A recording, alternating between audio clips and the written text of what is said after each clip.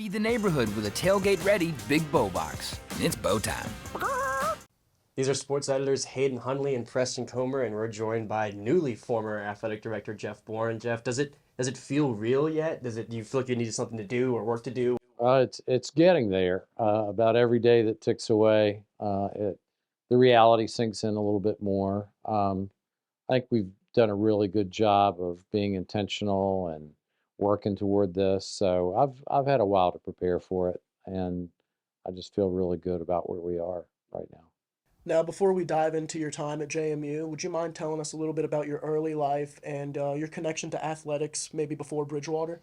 Yeah, I mean, of course grew up on a cattle and hay farm, so putting in long hours of work and things like that were not foreign to me.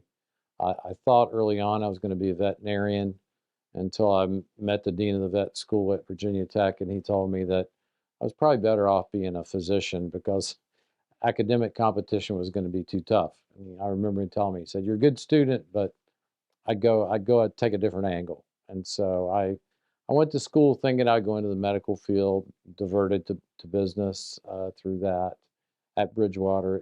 Bridgewater was a good fit for me, a very small school, which I enjoyed, reminded me a lot of the people that I'd grown up with. And then, I'd been active in sports early on in life, did not play at Bridgewater for any lengthy period of time. I was an accounting and finance major, and I knew I wasn't going anywhere professionally. So I had to concentrate on my career. Um, got out and got a job immediately in the business world, and that worked well. And I got into athletics when I was at Virginia Tech just by happenstance. I actually went in as a consultant to the athletic department and ended up staying. And then after a number of years, I had an individual who served as a mentor for me, sort of taught me the athletic side, and I merged that with the business side, and he really helped me over a period of about 13 years. And I went with him to Georgia Tech as a second in charge, and then came directly from Georgia Tech here to James Madison. Can you talk a little bit more about your time as an associate AD at Tech, some of the things you learned when you sort of thought maybe I want to be an AD of my own one day? Yeah, I wasn't real sure. In the beginning, I told him, I said, "Look, I don't know if this field's going to be for me, but I'll give it a shot." And at the time, one of the things that made a big difference is that he gave me a role called assistant to the athletic director.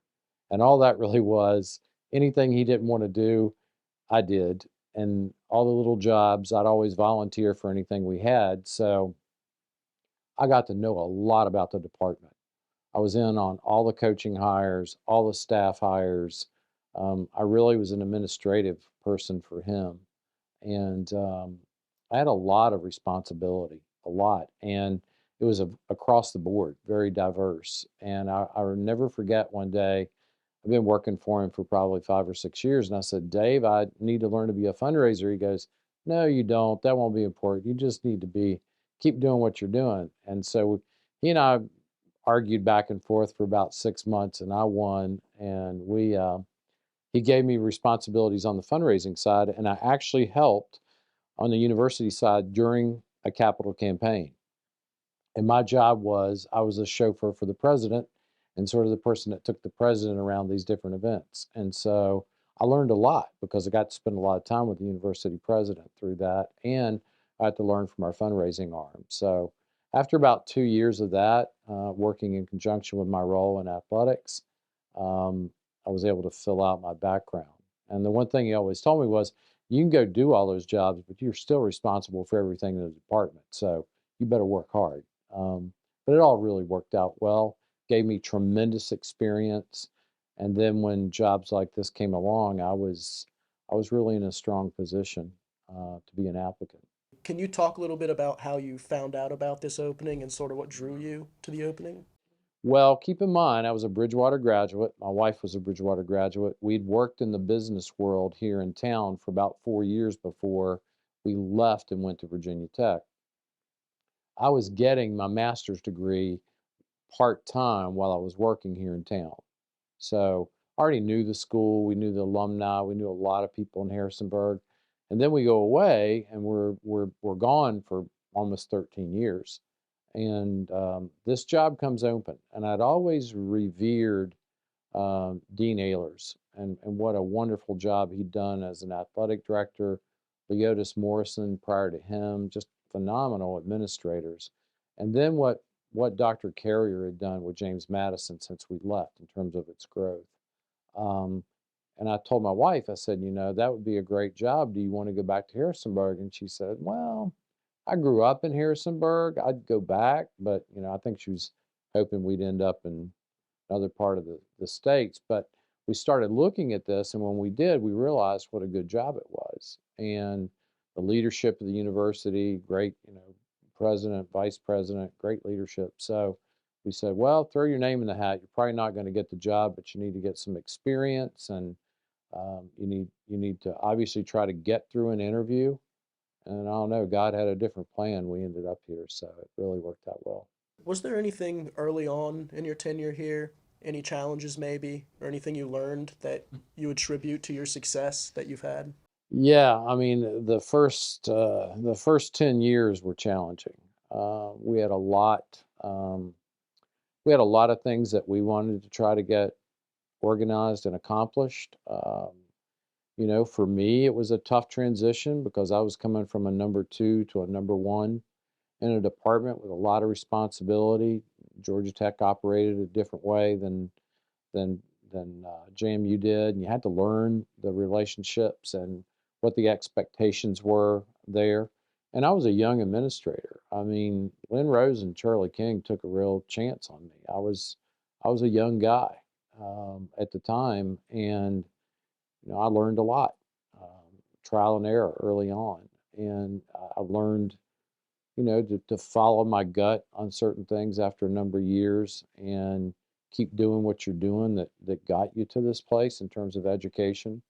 Consider myself a really strong lifelong learner. Um, Always want to be on the cutting edge of where industry is. And I think that helped. We went through some brutal decisions in 2005 and 6 with sport cuts.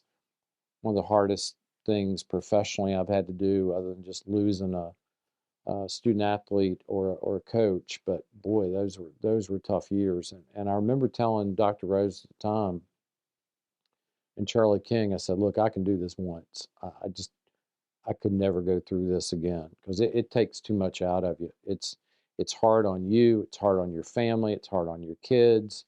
There's a tremendous amount of controversy and tough ill will that goes with that. So those were tough. Now, all that said, those decisions, personal and professional, then I think all added to our ability to really succeed and do well the last 15 years. It's put us in a position of strength. It's allowed us to build a plan and go to places that we probably never would maybe have thought were realistic at one time. So really good. Talk a little bit about how much growth the Duke Club has had under you. When you took over, I believe it was bringing in around 300,000 a year, and now it is bringing in 149,000 is what it brought in the Yep. first year. and now it's bringing in millions of dollars. Yep. But credit to the administration here, Dr. Rose and Charlie, for saying, hey, look, here are a couple things we know need to change with our athletic program. And one of them was fundraising. And I think one of the reasons that I got hired is I did have a lot of fundraising experience at Virginia Tech, and I had a lot at Georgia Tech. And we brought in a fundraising system that we had seen work successfully in the ACC. In North Carolina State, it was sort of the point system that was incredibly successful. We felt like it could happen here. And then we just we formed the system and we stayed behind it. It's very, very, very difficult to do that because we were coming into an environment where people were given deals and promised things and, well, we'll treat you this way and we're going to treat this person that way. And this system is not designed that way. It treats everybody by a set governing amount of rules and regulations and fundraising principles. And this gray hair, some of it comes from, that dealing with that. But in the end, it creates a very successful, dependable system that if you stay behind it and don't make changes, it makes for a very productive system. And I think that's what's happened now. I think it's why we're starting to see the growth that we are, sharp growth, and then you couple that with success. You've got the real formula for raising a lot of money. I'm gonna guess this last year, especially basketball and football wise, helped that a lot. Yeah, those 2 seasons, along with quite a few other seasons in our department, the national championship by lacrosse, the run by softball, the tremendous success and championships for all of our programs when we were either a colonial sport or a Sunbelt sport. Those championships and competitiveness really push us to a unique place, and they put us where we want to be and where we want to stay with regard to sports. It was a long plan to get there, right? A lot of those sports fought for a number of years and could never get over the hump. And it's just been within the last 10 or 12 years that they've started making some real success. And I think that is a testament to the hard work, and it's a testament to who we've hired. People we've been able to hire and retain here in our department. To go off of that, just how magical, emotionally speaking, how does it feel to have this amount of success this year in your last year? Great. I mean, obviously, you never imagine in your wildest dreams that you're going to be able to do all this at one time. But I do look back on it and say, I think success is catching in an athletic program. It really is. And when student athletes and coaches see other programs prevail at a high level and respond to competition and succeed at a high level, that's catching. And I think that's what happens here. I think we have an incredibly competitive group of coaches, and they look at it to say, well, if that team can do it, so can we. And we've had the great support of our donors and ticket holders behind us. A lot of help from our university, our academic faculty. Really, everybody's pulled together. The analogy I use for JMU is this is like a rug that's been woven together over time. And it took a lot of different pieces to come together to really get it to where it needed to be. And we've reached not our pinnacle, but we've reached a point where I hope you're going to see consistent success out of athletics. And that's how it's designed. We never wanted a flash in the pan. We wanted a program that was going to be sustainable at a high level. Just how profitable do you think this season was, and how much you think this season is going to help you in the future? As far as also speaking that you need to get below the 55% threshold, I think, for using tuition funds and by 2029. We're pretty much already there as far as that percentage. Now, it gets challenging, and we'll have to continue to work to keep it there, because there's really not a choice once you get past it. But I do think with the help of campus, we've helped accelerate that movement on the Cox bill and the percentage. I think the winning this year just speaks for itself. I mean, with the portal and the fact that you look at four-year student athletes as an anomaly in some cases now. This frequent movement, and I'm not sure how long that's going to last, but for right now, it's an important part of helping programs succeed at a high level.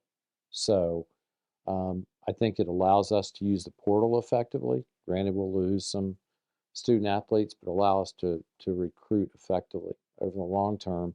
And if we can do that, we'll continue the success that we've had.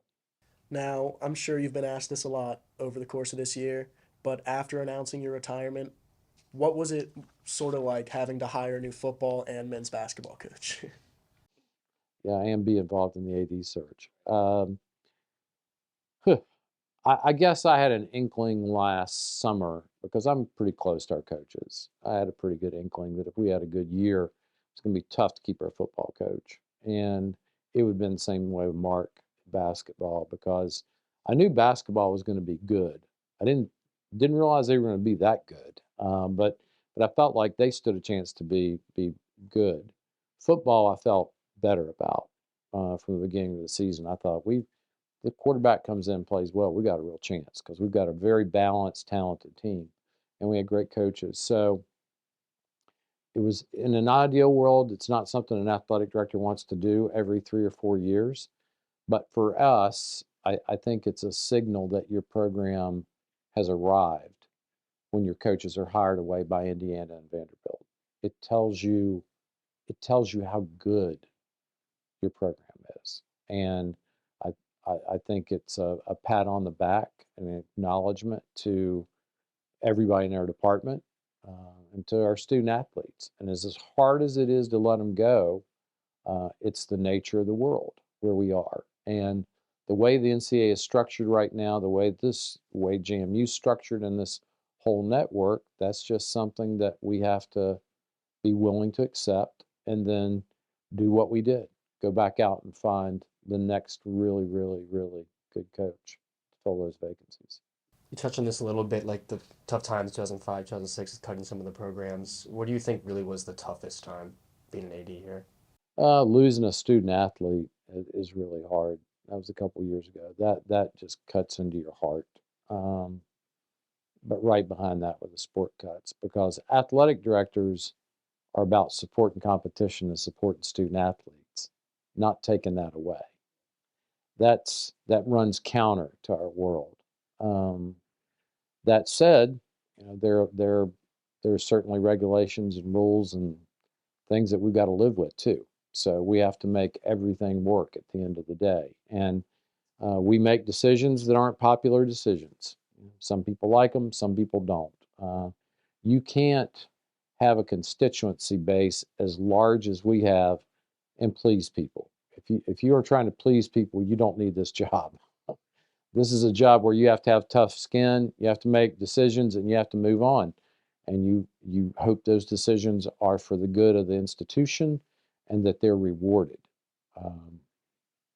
For me, those decisions have been rewarded, and I think it's really rewarding for me, and to sit back and look at where this program is. And I'm going to enjoy watching it as much as I can, starting here in another week or so. Be a bit from a distance, but I have total faith in Matt Roan. I think he's going to do a wonderful job, and he will continue to carry on and grow this organization going forward. To build off Matt Roan, what about him made you feel comfortable to be your successor when you're helping out in the interview process?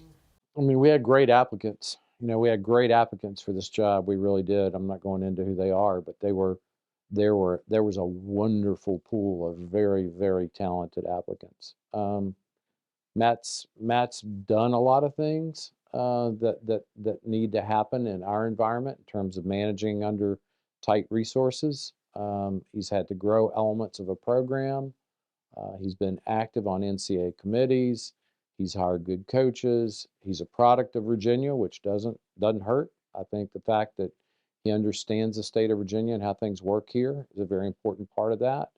And at the end of the day, he's a guy that really, really, really wanted this job. And there's something to be said for that in an interview process, because there are going to be some tough times ahead. There are going to be months of indecision and not knowing what the big picture looks like with the NCAA. So I think having somebody that has a personality that can navigate that, a little bit like what I think my personality is. You never get too high, you never get too low. You just stay in there and keep working. And Matt has that as part of his skill set. So I think that's going to be important. Accomplishments aside, when you were first hired and first starting here, did 25 years ever cross your mind? No, not in the least. I probably came here like a lot of employees did.